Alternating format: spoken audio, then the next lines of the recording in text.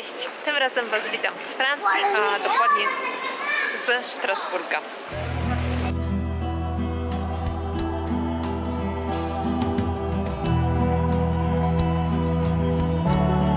Strasburg to stolica Alzacji z niezwykłą i barwną historią, przeplatającą niemieckie i francuskie wpływy w regionie. Na początku naszego zwiedzania podążamy drogą wzdłuż rzeki w kierunku Grand Ile, czyli Wielkiej Wyspy. Tą drogą kierujemy się w kierunku części Strasburga nazywanej Małą Francją. Mała Francja, która jest położona na południowo-zachodniej części Grand Ile, jest chyba najbardziej malowniczą częścią Strasburga. Najlepiej zagubić się tu w krętych uliczkach, podziwiając kolorowe domy z muru pruskiego, odbijające się w otaczającej nas wszędzie wodzie. Przeszłość dzielnicy nie jest jednak tak romantyczna. W średniowieczu była to uboga część miasta. Mieszkali tu przede wszystkim garbarze, młynarze i rybacy. Nazwy za to dzielnica wzięła od później wybudowanego szpitala, w którym leczyli się chorzy na syfilis, nazywany w tamtym czasie chorobą francuską.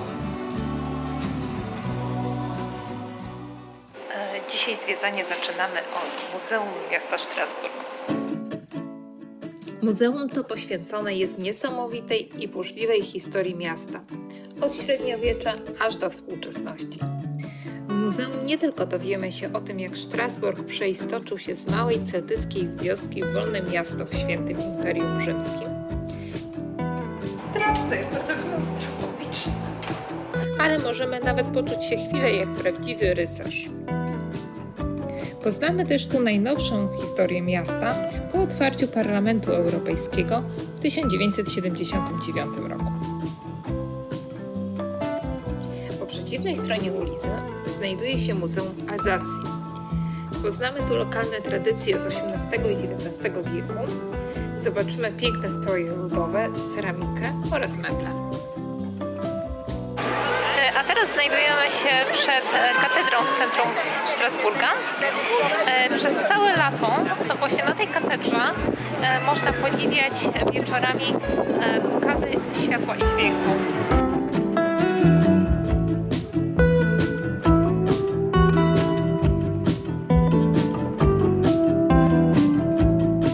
W Strasburgu warto wybrać się też na spacer pod Radę Europy i Parlament Europejski. Można też tutaj dopłynąć łodzią Batorama, ale też można przyjść spacerem, który może zajmuje z pół godzinki z samego centrum Strasburga.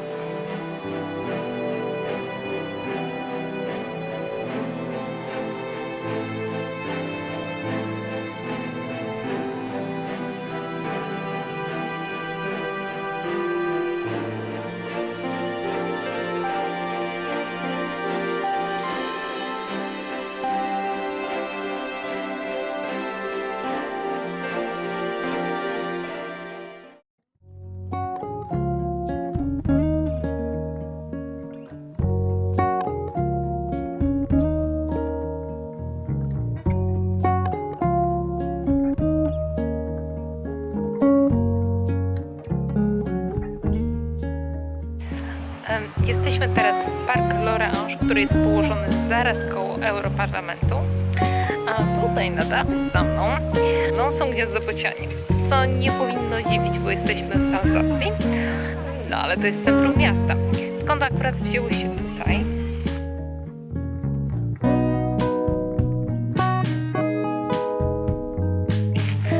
Otóż, gdy bociany w Alzacji były prawie na wyginięciu, w tym parku przeprowadzono reintrodukcję gatunków do Alzacji.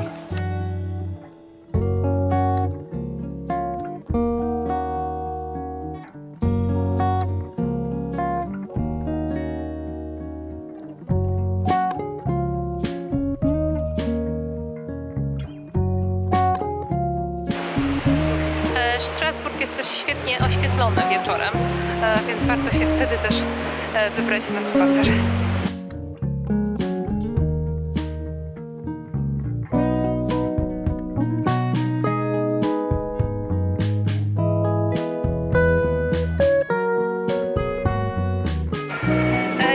natomiast zwiedzamy piękne miasteczko Colmar, które ma śliczne zabytkowe centrum.